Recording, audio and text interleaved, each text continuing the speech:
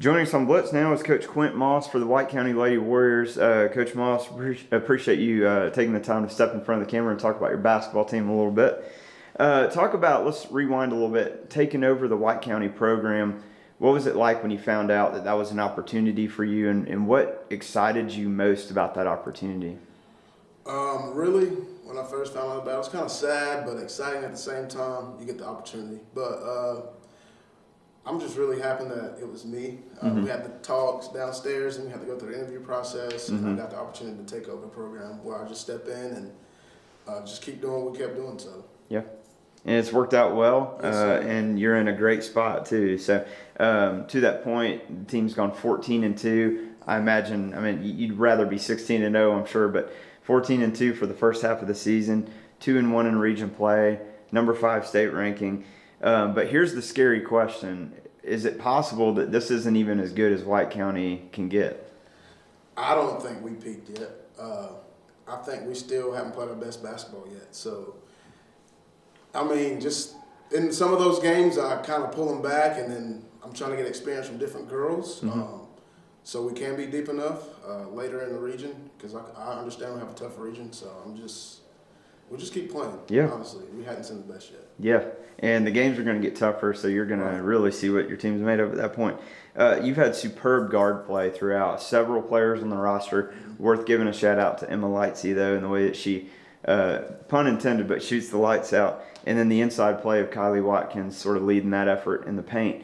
So what's it like as a coach when you've got that kind of dominant presence in the paint and out on the wings?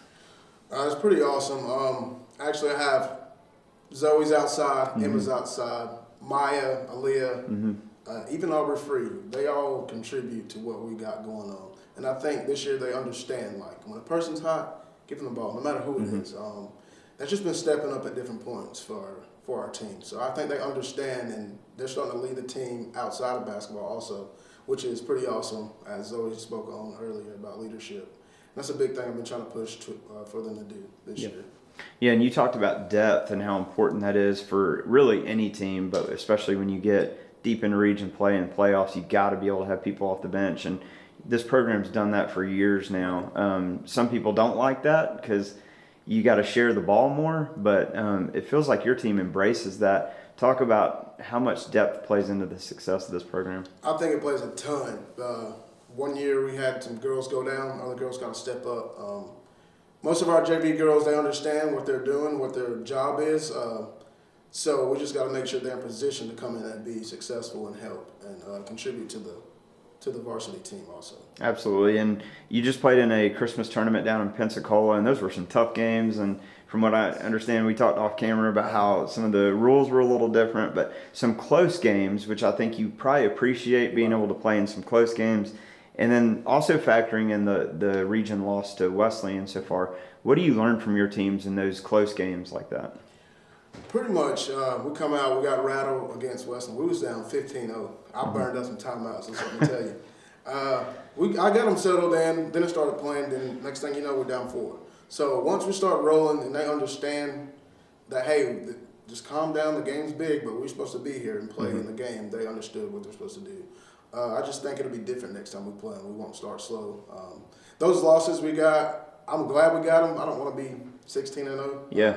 You got to learn from the losses. If you do it later, that might crush everybody's spirit. You know? So I feel like they learned from both games. The one we lost down in Florida, different rules, different environment. We played at 8:30 in the morning, so you got to get going. It was a tough environment to play in. It was good for them. Yeah. So every game we got to play down there was very good competition. Teams out of Tennessee. So.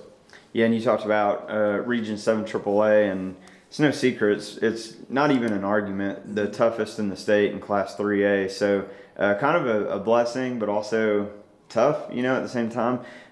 Talk about how do you, I hate to use the word survive, but how does any team in this region survive and go out there and through that gauntlet each night? I think it just has to be the mindset. Like I tell my girls all the time, I think I'm crazy. We can beat anybody. Put us against Georgia Tech, just anybody. I don't even say high school teams. I just let them know, come play basketball. You never know what's going to happen. So I have to give them confidence in that mentality of what we're trying to do so they understand, like, this is just another basketball game. This is what we're supposed to do. So I'm just trying to really train them and get it stuck in their head, like, hey, we can beat anybody. So Yeah. I think every coach coming in with that same mindset for definitely our region, Yeah. night in and night out. So you never know. So that's Yeah. what we've been going on. Well, keep doing what y'all are doing, Coach. I know you got the ingredients for a region title, hopefully, and a deep playoff run as well ahead of you. So, congrats on a great season, but hope this thing continues in the second half. All right, thank you. Thank you.